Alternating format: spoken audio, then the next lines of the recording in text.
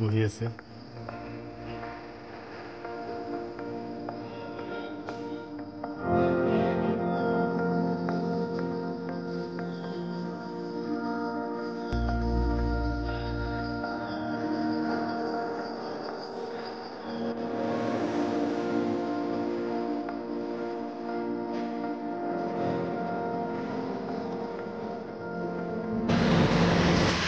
হাই, আজি আমি আহিছোঁ মহাদেৱ পাহাৰ চাবলৈ। এক নামনি অসমৰ এক বিখ্যাত পাহাৰ হয়, এক অলৌকিক আৰু ৰহস্যময়ী পাহাৰ।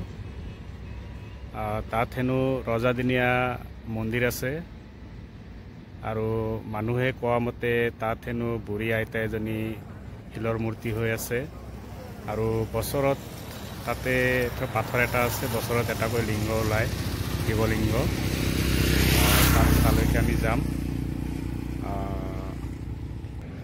এতিয়া যিটো শালমাৰা বাজাৰ আছে, শালমাৰা বাজাৰৰ পৰা আপোনালোকে তাতে অভাৰব্ৰিজখন পাই তাৰমানে তিনিআলি এখন পাব। তিনিআলিৰ পৰা বাওঁফালে সোমাই গ'লে এইটো মহাদেৱ মন্দিৰ পাব।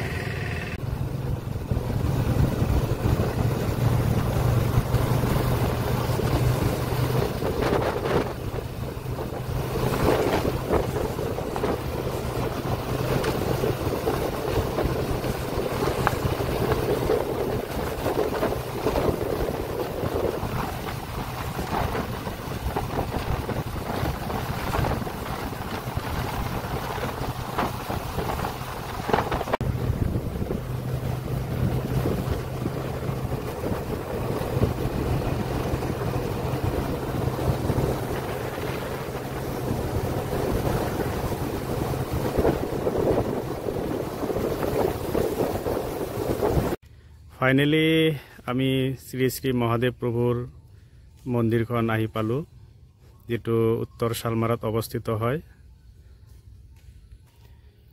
মন্দিৰটোত আচলতে দেউৰীপাৰা হৈ আহিব লাগে। আপোনালোকে যদি মন্দিৰটোত আহে, প্ৰথমে আপোনালোকে বঙাইগাঁও হৈ বা টুলুঙীয়া হৈ আহি আপোনাৰ যিটো শালমাৰা বজাৰ আছে, এই শালমাৰা বজাৰৰ পৰা আপোনালোকে ধুবুৰী ৰাস্তাত সোমাব লাগিব।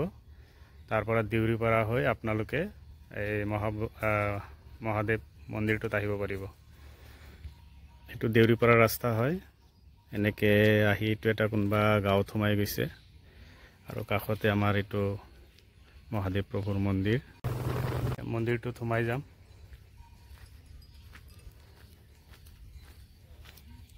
গেটৰ পৰা সোমাই আহি মন্দিৰটোলৈ অলপ সোমাই যাব লাগে। ৰাস্তা অলপ হয়, খোজকাঢ়ি যাব লাগে। কাষতে ধুনীয়া এখন পাহাৰ।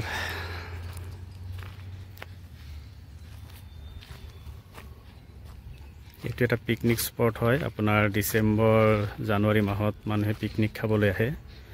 ডাঙৰ ডাঙৰ আম গছ আছে।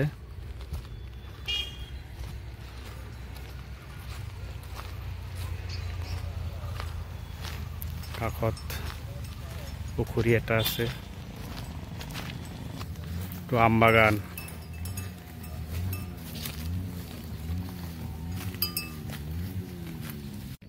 এইটো ৰাস্তাৰে খোজকাঢ়ি গৈ থাকিব লাগিব, অলপ খোজকাঢ়ি যাব লাগে। পিছত মহাদেৱ মন্দিৰৰ চিৰিখন পাই যাম।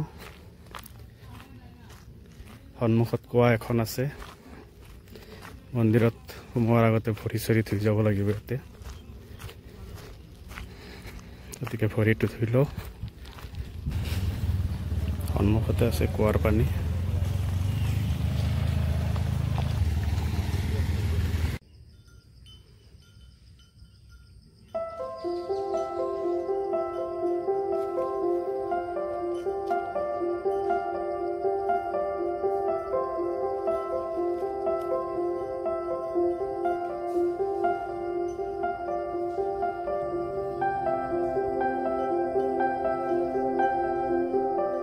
আহি পালোঁ নামনি অসমৰ বিখ্যাত পাহাৰ মহাদেৱ পাহাৰ।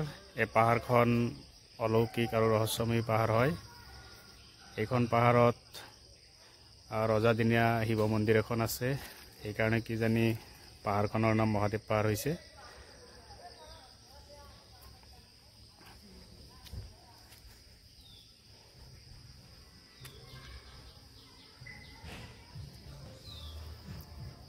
চিৰি বগাই বগাই উঠিব লাগে কেইবাটাও চিৰি আছে পাহাৰৰ ওপৰত মন্দিৰখন আছে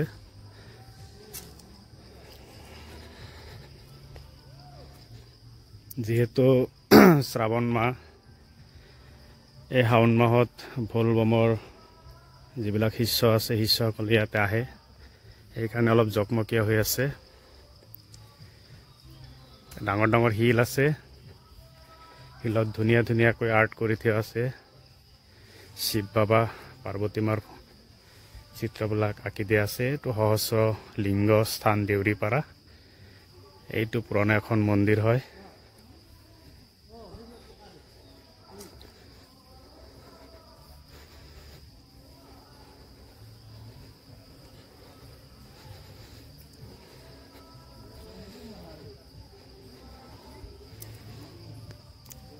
এই সৰু এটা বান্দৰ খেলি আছে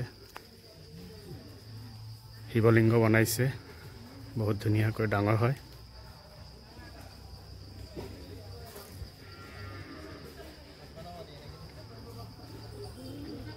হোৱা পাহাৰৰ ভিতৰত গুহাত মন্দিৰ এখন আছে বগাই বগাই উঠি আছো অলপ ঢিলা লং পেণ্ট পিন্ধি আহিলে ভাল টাইট লং পেণ্ট ইয়াত গুৰু বাক্য এখন আছে জীৱ হত্যা মহাপাপ হিংসা অন্যায় নকৰিবা গুৰু বাক্য এই ঘৰখন জৰাজীৰ্ণ হৈ আছে আমাৰ এই মহাদেৱ মন্দিৰৰ পূজাৰীজন এইখন ঘৰতে থাকে তো এটা অনুৰোধ কৰিম যে চৰকাৰে যাতে এই ঘৰখন অলপ ভাল কৰি দিয়ে বা লোকেল লিডাৰসকলে যদি ঘৰখন ভাল কৰি দিয়ে পূজাৰীজনৰ থকাত সুবিধা হ'ব